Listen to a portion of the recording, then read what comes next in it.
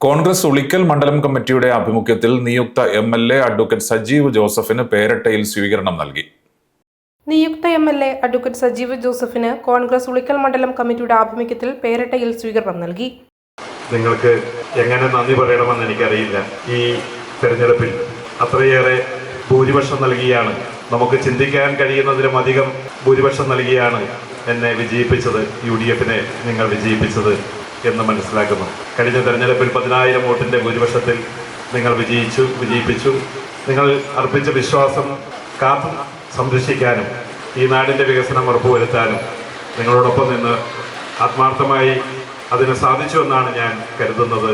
അതിന് നിങ്ങൾ നൽകിയ ഒരു സമ്മാനമായി, UDFന് നൽകിയ ഒരു സമ്മാനമായി ഞാൻ ഈ മഹാഭൂരിപക്ഷത്തെ കാണുകയാണ്.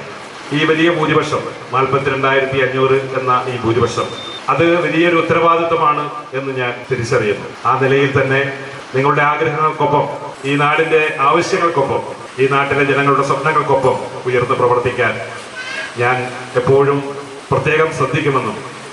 സ്വീകരണ പരിപാടിയിൽ ബേബി തോലാനി അധ്യക്ഷനായി.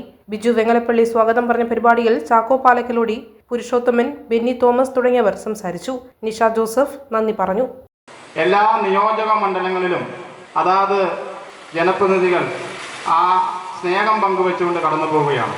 നമുക്കറിയാം, നമ്മുടെ കഴിഞ്ഞ 10 വർഷം ഇടത് സർക്കാരിൻ്റെ ദുർഭരണം കേരളത്തിൻ്റെ മണ്ണിൽ കുഴിച്ചു മൂടിക്കൊണ്ട് കേരളത്തിലെ പ്രബുദ്ധരായ ജനസമൂഹം വോട്ട് ചെയ്ത് ഇരിക്കൂറിൽ അഡ്വക്കേറ്റ് സജീവ് ജോസഫിനെയും പേരാവൂരിൽ അഡ്വക്കേറ്റ് സണ്ണി ജോസഫിനെയും അതോടൊപ്പം തന്നെ കേരളത്തിൽ 103 സീറ്റ് നൽകിക്കൊണ്ട് വൻ ഭൂരിപക്ഷത്തിൽ തിരഞ്ഞെടുക്കപ്പെട്ടിരിക്കുകയാണ്. നമുക്കറിയാം, നമ്മുടെ ഏറ്റവും പ്രിയങ്കരനായ MLA അഡ്വക്കേറ്റ് സജീവ് ജോസഫ് കഴിഞ്ഞ 5 വർഷക്കാലം നമ്മുടെ ഇരിക്കൂറിന്റെ മണ്ണിൽ ജനങ്ങളുടെ ഹൃദയത്തിൽ സ്ഥാനം ഏറ്റെടുത്തതിന്റെ അടിസ്ഥാനത്തിലാണ് ഈ പ്രാവശ്യം 42,500ഓളം വോട്ടുകൾക്ക് ഇരിക്കൂറിലെ ജനം വീണ്ടും ജയിപ്പിച്ചിട്ടുള്ളത്.